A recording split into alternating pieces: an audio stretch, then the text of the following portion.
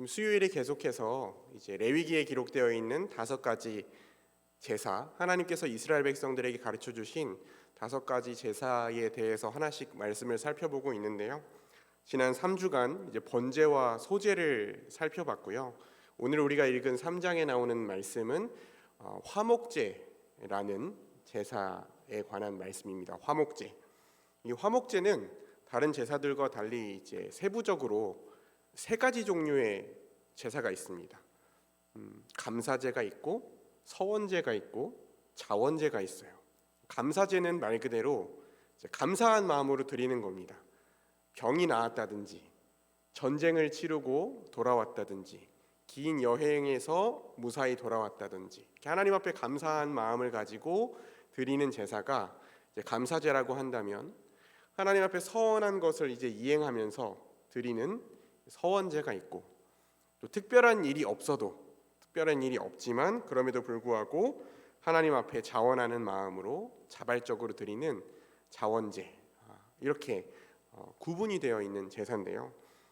기본적으로는 이 제사의 특징이 뭐냐면, 하나님과 이미 화목한 관계를 이룬 상태에서 우리가 누릴 수 있는 즐거움과 기쁨, 하나님과의 관계가 회복된 사람이 누릴 수 있는 기쁨과 즐거움을 상징적으로 보여주는 것이 이 화목제였어요. 그래서 번제나 속죄제에 비해서 그 제물의 기준이 좀 덜 엄격한 걸 볼 수 있습니다.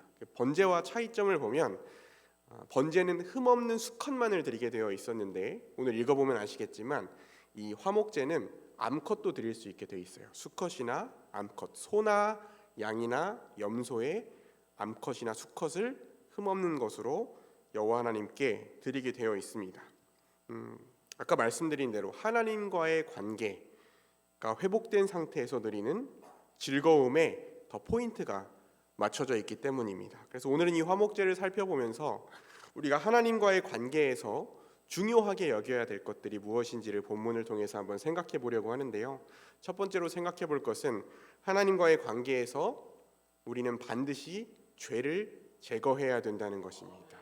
반드시 죄를 제거해야 된다.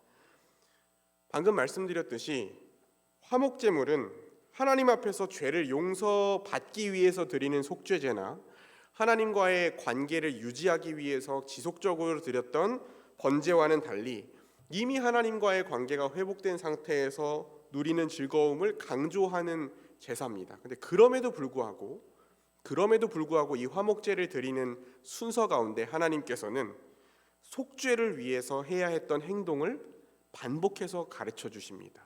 그게 뭡니까? 제물의 머리에 안수하고 그 제물을 잡아서 그 제물의 피를 제단 사방에 뿌리는 이 속죄를 위한 행동을 이 화목제에서도 계속해서 반복해서 설명하고 계세요. 우리가 읽은 레위기 3장 2절에서 소를 제물로 해서 화목제를 드릴 때에도 이 절차를 소개하고, 또 7절에서 양을 제물로 해서 여호와께 화목제를 드릴 때도 이 절차를 다시 반복하고, 13절에서 염소를 제물로 드릴 때도 이 절차를 계속해서 반복해서 기록하고 있습니다. 여러분, 우리가 누군가와 관계가 틀어졌을 때에 그 사람과 불편한 관계를 해소하고 다시 편하게 지내려면, 다시 친하게 지내려면 문제를 해결해야 됩니다. 상대방이 왜 기분이 나쁜지, 왜 이 관계가 불편해졌는지 그 이유를 먼저 파악하고, 그 문제를 해결할 수 있는 거면 해결하고, 사과를 해서 마음을 풀어줘야 할 일이라면 사과를 하고, 내가 너무 큰 잘못을 해서 정말 싹싹 빌어야 되는 상황이라면 싹싹 빌어서라도 그 갈등의 원인을 해결을 해야 불편하지 않게 지낼 수 있고, 나아가서 친밀한 관계까지 나아갈 가능성이 생기는 것이죠. 만약에 상대방에게 불편한 일이 있는데, 기분 나쁜 일이 있는데 그 일을 언급하지도 않고 해결하지도 않고 외면하면서 그냥 아무 일 없었다는 듯이 행동하면, 그 당시에 잠깐 어색함은 피할 수 있을지 몰라도 그 관계에는 계속 불편함이 남아있을 수밖에 없습니다. 그리고 오히려 계속해서 시간이 지날수록 그 관계가 악화될 가능성이 더 높겠죠. 그러니까 사람과의 관계에서도 이런데 하물며 거룩하고 완전하신 하나님과의 관계에서 우리가 죄를 해결하지 않고, 우리가 죄를 제거하지 않고 하나님과 친밀함을 누리고 하나님과의 교제하면서 평안과 기쁨을 누릴 수 있을 리가 없지요. 그렇기 때문에 우리가 하나님과의 관계에 있어서 가장 중요한 첫 번째는 어떻게든 예수 그리스도의 십자가를 의지해서 우리의 죄를 회개하고 어떻게든 성령의 능력을 의지해서 하나님과의 관계를 깨트리고 막아서는 그 죄를 제거하는 것입니다. 분명히 하나님이 싫어하시는 일이라는 걸 아는데, 분명히 내가 품고 있는 이 생각이 하나님이 보시기에 가증한 것이라는 걸 알고, 내가 계속 반복하고 있는 이 행동이 하나님이 보실 때 가증한 것이라는 것을 알면서도 그 죄가 주는 달콤함 때문에 제거하지 못하고 있는 죄가 있으십니까? 그렇다면 그 죄가 주는 일시적이고 감각적이고 불완전한 그 즐거움이 그것과는 비교할 수 없을 만큼 크고 놀라운 평안과 자유와 기쁨을 가로막고 있다는 사실을 이 시간 깨달을 수 있기를 주의 이름으로 축원합니다. 그 죄가 주는 작은 즐거움이라는 것은 우리가 그 죄를 제거하고 하나님과 화평한 관계를 이루었을 때, 하나님과 친밀한 관계를 이루었을 때 누릴 수 있는 기쁨과 자유와는 비교할 수 없는 거예요. 이 죄가 너무 익숙해져서 어쩔 수 없습니다. 저는 이 죄는 끊어내지 못할 것 같습니다. 여러 번 해봤지만 어려울 것 같습니다. 생각하십니까? 그렇지 않아요. 우리 주 예수 그리스도의 피는 그 어떤 죄도 씻을 수 있고 성령의 능력은 그 어떤 죄가 가진 힘보다 큽니다. 이 시간 우리 영혼이 그리스도 안에서 자유를 누릴 수 있도록, 하나님과의 친밀한 관계 안에서 평안과 기쁨을 누릴 수 있도록, 그리고 그리스도 안에서 죄가 끊어지고 승리하는 역사가 우리에게 있기를 주의 이름으로 축원합니다. 첫 번째로 하나님과의 관계에 있어서 우리가 기억해야 될 것이 죄를 제거하는 것이라면, 두 번째로 우리가 하나님과의 관계에 있어서 중요하게 생각할 것은 우리가 하나님과의 관계 안에서 즐거움을 누려야 한다는 것입니다. 즐거움을 누리는 신앙생활이 되어야 한다는 거예요. 화목제는 번제와 달리, 번제는 하나님 앞에 뭘 드렸습니까? 가죽만 빼고 몽땅 다 태워드렸잖아요. 그렇죠? 제사 전문가들이 돼가시죠. 이제 3주를 꾸준히 들으신 분들은 번제는 가죽만 빼고 전부 다 태워드렸었는데, 그리고 소제는 곡식에 한 움큼, 기름 섞은 곡식 한 움큼과 유향을 태워드렸잖아요. 기념물로. 이 화목제에서는 지방 부위만 하나님 앞에 불살라서 드립니다. 짐승 한 마리를 다 바쳤는데 정작 하나님께 드리는 건 지방 부위만 태워서 하나님께 드려요. 그리고 제사장이 일부 갖고 나머지 고기는 누가 가질까요? 제사 드리러 온 사람이 다 갖습니다. 제사 드린 사람이 다 먹고 누리게 되는 거예요. 그 화목제를 드리고 나서 그 고기를 먹는 그 잔치와 같은 시간을 통해서 하나님과의 관계가 회복되었을 때 우리가 얼마나 큰 복과 안식과 풍요와 즐거움을 누릴 수 있게 되는지를 경험하는 것입니다. 보게 되는 거예요. 눈으로 보게 되는 겁니다. 화목제에서 드리는 이 지방은, 우리 성경은 이제 우리말 성경에는 다 기름이라고 대부분 번역이 되어 있는데, 우리는 보통 통상적으로 기름하면 이렇게 액체를 생각하게 되잖아요. 올리브유나 이런 액체를 생각하게 되는데, 제사의 상황을 생각해 보면 액체로 만든 어떤 기름기보다는 이제 그 고기에서 나온 지방, 고체로 되어 있는 지방 덩어리를 이제 하나님께 태워 드리는 거거든요. 이 지방이라는 단어가 성경에서는 가장 좋은 것이라는 표현으로 쓰이기도 합니다. 그러니까 지방을 하나님께 바쳐서 태워 드리는 것은 하나님께 그 중에서도 가장 좋은 것을 바친다는 의미를 갖기도 하고요. 또 이 지방이 이 향기로운 냄새를 내는 데에 가장 핵심적인 부분이기도 하고 또 힘과 부유함 이런 것들을 상징하는 것이기 때문에 부와 능력이 힘이 모두 다 하나님께로부터 온다는 것을 인정하고 하나님께 돌려드린다는 그런 의미도 담겨 있어요. 그래서 화목제로부터 이제 뭐를 드려야 되는지 우리 성경에 자세히 기록되어 있잖아요.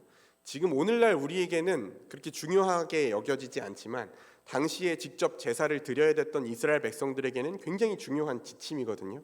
그래서 내장을 덮은 지방과 내장 주변의 모든 지방, 그리고 그 지방에 완전히 둘러싸여 있는 장기였던 두 콩팥, 그리고 콩팥 인대 주변의 지방과 그리고 간 꺼풀이라고 되어 있는 간의 일부, 이런 것들을 다 떼어서 한 번에 하나님 앞에서 태워 드리는 거예요.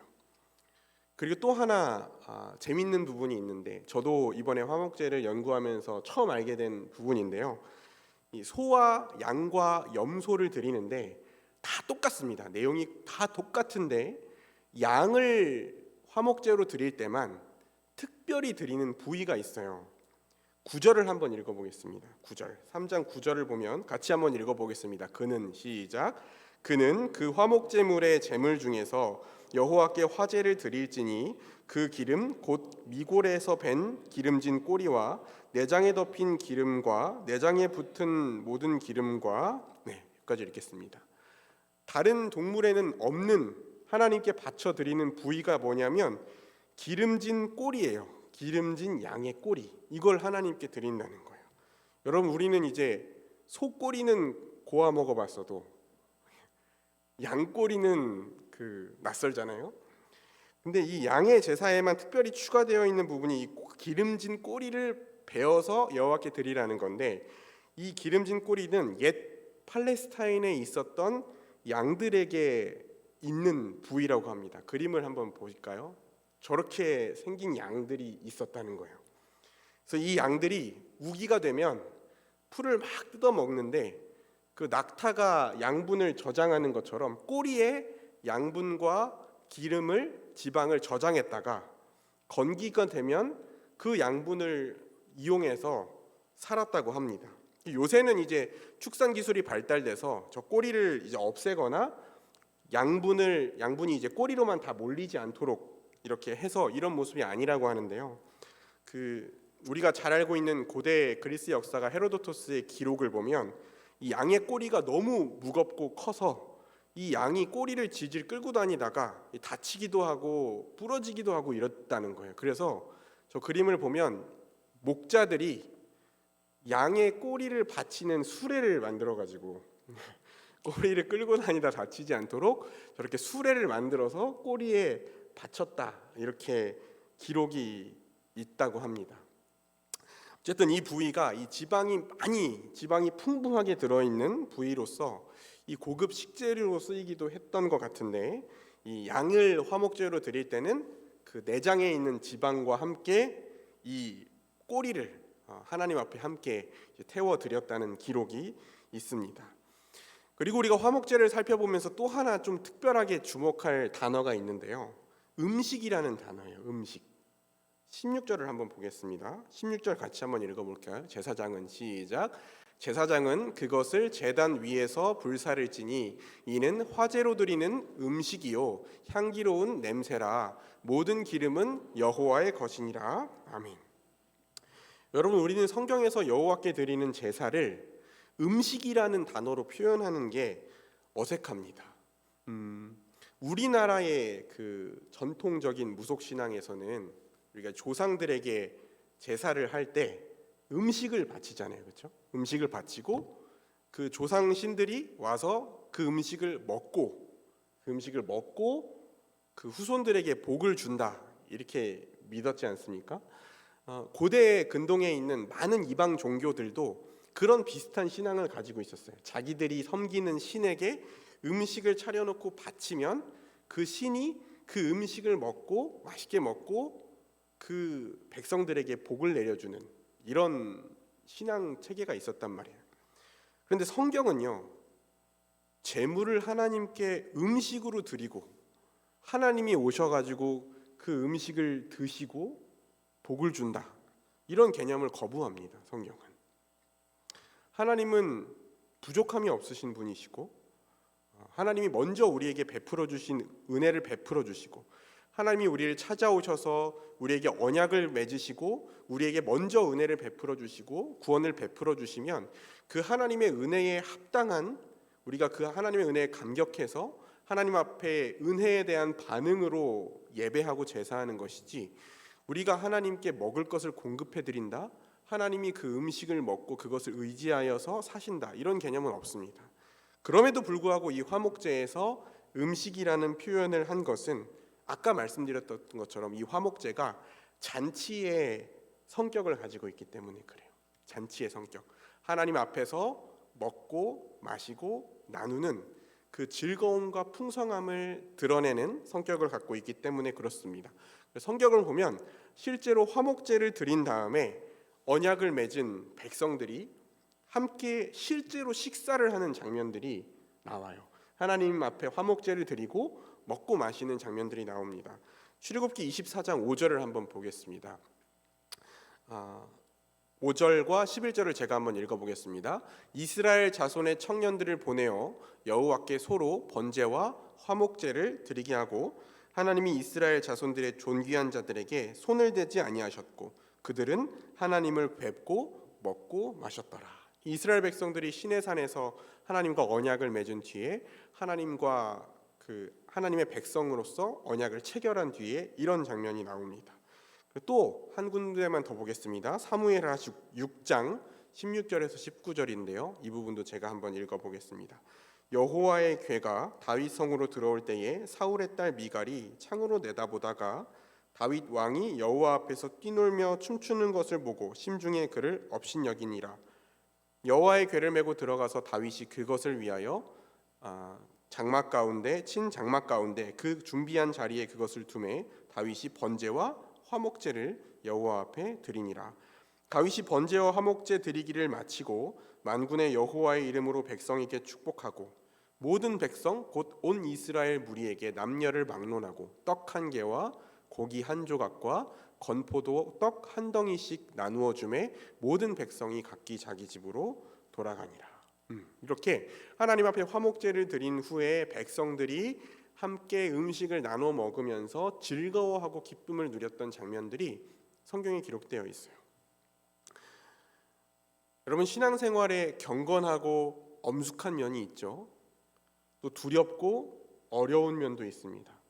우리가 하나님 앞에 거룩하신 하나님, 의로우신 하나님, 의로운 재판장이신 하나님 앞에 엄숙하고 경건하게 예배하기도 하고, 또 그 심판자이신 하나님 앞에서 우리가 두렵고 떨리는 마음으로 살아가기도 하고, 또 우리가 하나님 말씀대로 살아가려고 하다 보면 어렵고 힘든 면도 있지만, 그것만 있는 것이 아니라 그 반대편에는 그리스도 안에서 누릴 수 있는 세상이 결코 알 수 없는 즐거움과 기쁨과 만족이 우리에게 있는 거예요. 예배 가운데 하나님의 은혜와 영광을 생각할 때 누리는 감격이 있습니다. 하나님의 말씀을 듣고 읽고 배울 때에 위로를 받고 도전을 받고 절망 속에서 용기를 얻고, 도무지 풀리지 않았던 인생의 문제, 내 지혜와 내 힘과 내 생각으로 결코 해결할 수 없을 것 같았던 문제의 해답을 발견하게 되고 두려움으로부터 소망을 얻게 되는 그런 기쁨이 우리에게 있습니다. 우리가 기도할 때에, 그리스도 안에서 성도의 교제를 나눌 때에 기쁨과 즐거움을 누릴 수 있습니다. 세상의 그 어떤 일을 통해서도 누릴 수 없는 만족, 세상의 그 어떤 공동체를 통해서도 누릴 수 없는 그 진정한 기쁨과 만족을 우리가 주 안에서 누릴 수 있는 것이죠. 저와 여러분의 신앙생활이 의무와 고난으로 점철된 신앙생활이 아니라 즐거움과 기쁨이 충만한 신앙생활이 될 수 있기를 주의 이름으로 축원합니다. 마지막 세 번째로 우리가 화목제를 보면서 하나님과의 관계에서 기억해야 할 것은, 이 하나님과의 관계에서 누리는 즐거움을 함께 누려야 한다는 것입니다. 함께 누려야 한다는 거예요. 아까 말씀드렸듯이 이 화목제를 드릴 때 하나님께는 지방을 태운 연기를 드립니다. 그죠? 그리고 제사장이 제물의 일부를 차지한다고 했는데 가슴 부분이랑 오른쪽 뒷다리를 제사장이 가져요. 그리고 나머지는 다 제사를 드린 사람이 갖습니다. 그러면 그것을 화목 제물을 드린 사람이 다 차지해요. 소 한 마리를 드렸다고 했을 때 지방, 내장에 있는 지방 부위 태워드리고 가슴살이랑 오른쪽 뒷다리 제사장 주고 나머지는 전부 다 자기가 갖습니다. 그걸 자신이 먹어요. 문제가 뭐냐면 하나님께서 기한을 정해 놓으셨어요. 기한을 정해 놓으셨습니다. 하루나 이틀 안에, 아까 감사제, 화목, 그 서원제, 제헌제가 있잖아요. 그 조금씩 다르긴 한데 어쨌든 하루 이틀 안에 다 먹어야 됩니다. 하루 이틀 안에 다 먹어야 되는데 만약에 고기를 다 안 먹으면, 남기면 그 제사는 기쁘게 받아들여지지 못하고 오히려 죄를 짓게 된다. 성경이 그렇게 경고하고 있어요. 여러분 한번 상황을 생각을 해보세요. 상상을 해보세요. 내가 소 한 마리를 잡아서 하나님 앞에 바쳤습니다. 기름 떼고 뒷다리 떼고 가슴살 떼고 나머지를 소 한 마리를 주면서 하루 이틀 안에 다 먹어라 이렇게 얘기하면 어떻게 해야 됩니까? 어떻게 해요? 나눠 먹을 수밖에 없습니다. 나눠 먹을 수밖에 없어요. 가족들과 주변의 가난한 사람들과 함께 재물을 나눠 먹게 됩니다. 하나님께서는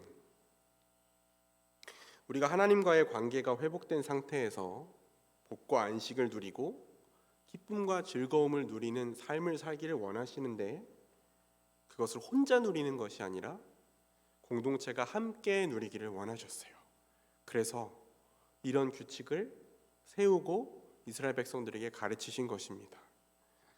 냉동실에 넣어놓고 2달, 3달 혼자 먹는 게 아니라 모든 사람들이 함께 잔치를 하면서 하나님 앞에 받은 은혜를 함께 누리도록, 하나님의 지혜죠. 여러분, 그리스도인은요, 내가 뭔가 굉장히 잘하는 것이 있거나 내가 남들보다 많은 것을 가졌다면 첫 번째로 해야 될 것은 하나님께 감사하는 것이고요, 두 번째로 해야 될 것은 그것이 나 혼자만을 위한 것이 아니라는 생각을 해야 됩니다. 하나님이 나에게 주신 지혜, 하나님이 나에게 주신 건강, 경험, 돈, 재능, 그런 것을 내가 누군가보다, 다른 사람보다 더 많이 가졌다면, 하나님이 더 많이 주셨다면 그 나 혼자 누리기 위한 것이 아니라 누군가를 돕고 누군가의 부족함을 채우고 누군가와 나눔으로 그 일을 서로 행함으로 교회 공동체 전체가 모두가 완전해지도록, 완전함을 누리도록 하나님께서 우리에게 주신 것임을 그리스도인이라면 기억해야 돼요. 우리가 재직 세미나 때 한 몸을 이룬다는 말씀을 배웠잖아요. 돕는 배필이 된다는 말씀을 배웠잖아요. 부부와 가정을 넘어서서 온 교회가 서로의 돕는 배필이 되는 것, 그게 성경적 교회의 모습이고 그것이 하나님 나라의 모습입니다. 하나님께서 꿈꾸신 교회의, 주님의 교회의 모습이 온 성도가 서로의 돕는 배필이 되어서 하나님이 각자에게 나누어 주신 은사로 서로를 섬김으로 온전해지는 것이에요. 예수 그리스도 안에 있는 모든 풍성한 것들을 한 사람에게 다 주신 것이 아니라 각 사람에게 나눠주시고 그 각 사람이 서로를 섬김으로 말미암아 모든 그리스도 안에 있는 풍요를 온 교회 공동체가 함께 누리도록 하신 것이 하나님의 지혜이고 성령의 역사입니다. 그것이 성경적 교회의 하나님 나라를 보여주는 모델이에요. 저는요, 원래 눈에 보이는 일이 있으면 가급적 혼자 해야 되는 성격이었어요. 가급적 혼자 해야 되는 성격이었습니다. 그러니까 누군가에게 일을 나누면, 이걸 해야 되는데 누군가에게 일을 나누거나 부탁하면 그 사람한테 피해를 준다는 생각도 들기도 하고 또 혼자서 해내고 싶은 욕심도 있고, 그래서 결국에는 그 일을 혼자 다 하고 그 일을 잘하게 돼야 마음이 편해지는 성격이었어요. 그런데 사람이 경험이라는 게 한계가 있고 능력이라는 게 한계가 있잖아요. 다 다르잖아요. 그러니까 당연히 서툰 게 있고 못하는 게 있잖아요. 그러니까 어떤 사람은 서너 시간 걸려야 할 수 있는 걸 어떤 사람은 10분, 20분이면 다 하는 일들이 있잖아요. 근데 어디 가서 뭘 봤는데 누가 제가 전혀 한 번도 안 해본 일을 한다든지 아니면 저보다 어떤 일을 훨씬 잘하는 걸 보면 마음이 불안했어요. 난 저거 못하는데, 난 저거 모르는데, 불안한 마음이 들었습니다.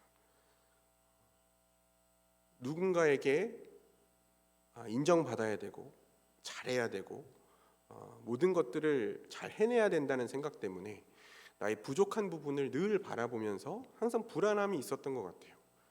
제가 정말 시간을 쪼개서 열심히 살고 뭔가를 성취하고 성장해온 데에는 한 80%는 그 원동력이 불안이었던 것 같습니다. 제 인생을 돌아보면. 근데 지금은요, 주변에 뭔가를 잘하는 사람이 있으면 마음이 너무 편해요. 제가 교회에 대해서 알게 되기 시작하면서부터 주변에 뭘 누가 잘하면 너무 마음이 편합니다. 더 감사한 것은 누굴 봐도 다 저보다 잘하는 게 있다는 거예요. 우리 담임 목사님이나 저보다 훨씬 더 경험이 많으신 여전도사님들한테 배우는 건 말할 것도 없고, 저도 엄청 어린데 지금 저희 교회 이제 저보다 더 어린 교역자분들이 이제 같이 일을 하잖아요. 같이 일을 하다 보면 이제 소위 말하는 라떼에 대한 생각이 드는데, 어떤 생각이 드냐면 라떼는 내가 아무리 열심히 해도 한 이 정도 수준밖에 못했던 것 같은데, 저 때 정말 열심히 해도 이 정도 수준밖에 못했던 것 같은데 저분은 어떻게 저 짧은 시간에 저런 걸 해낼까? 나는 지금도 잘 모르는데 어떻게 저 나이에 벌써 저렇게 많이 알까? 이런 생각이 들거든요. 그런 생각이 들면서 이 같이 있는 것만으로도 얼마나 든든한지 몰라요. 예전 같았으면 또 불안했을지도 모릅니다. 근데 교회가 무엇인지를 알게 되면서 그렇지가 않아요. 교역자로서 교역자가 팀을 이루어서 일을 한다는 게 이렇게 좋은 거구나. 장로님, 권사님, 집사님들과 함께 교회를 섬긴다는 게 이렇게 좋은 거구나. 한 부서가 팀으로 움직인다는 게 이렇게 풍성한 거구나. 날마다 경험합니다. 날마다 경험해요. 그러면서 생각하는 거죠.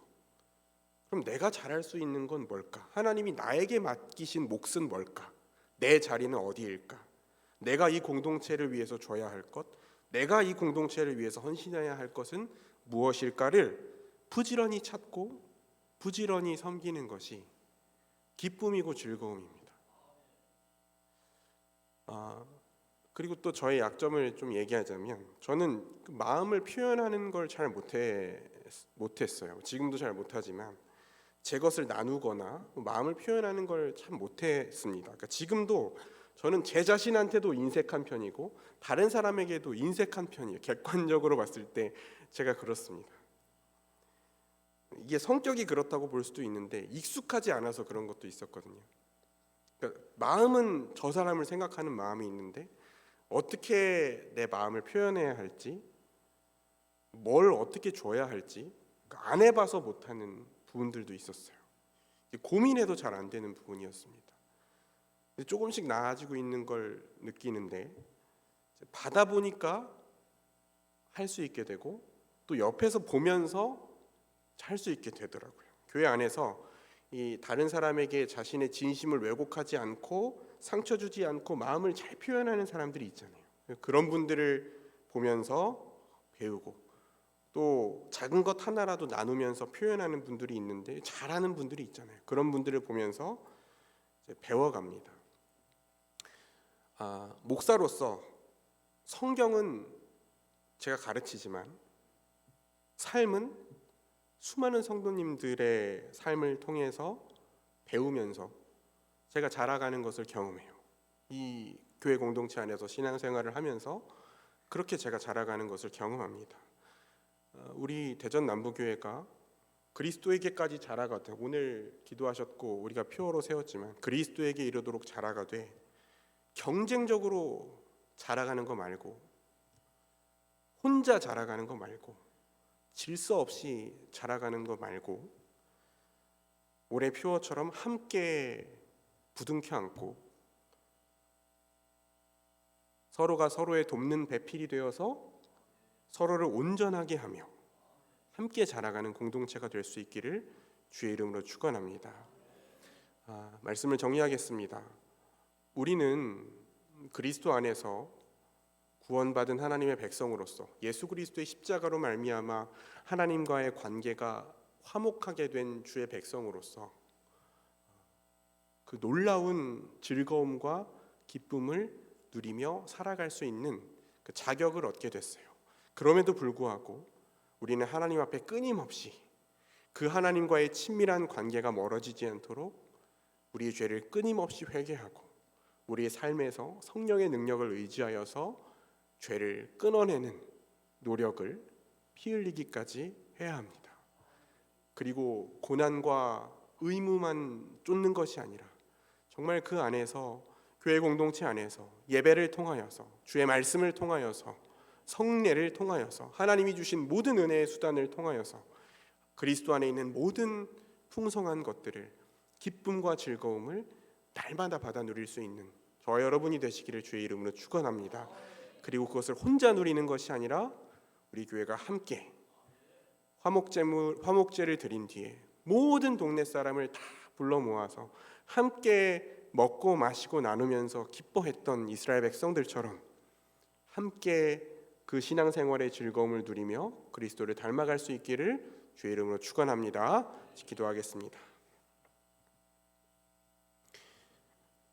하나님 아버지, 오늘 하나님께서 이스라엘 백성들에게 화목제를 어떻게 드려야 하는지 가르쳐 주신 그 제사의 절차를 살피면서 오늘 하나님과의 관계에서 우리가 기억해야 할 것이 무엇인지를 함께 나누었습니다.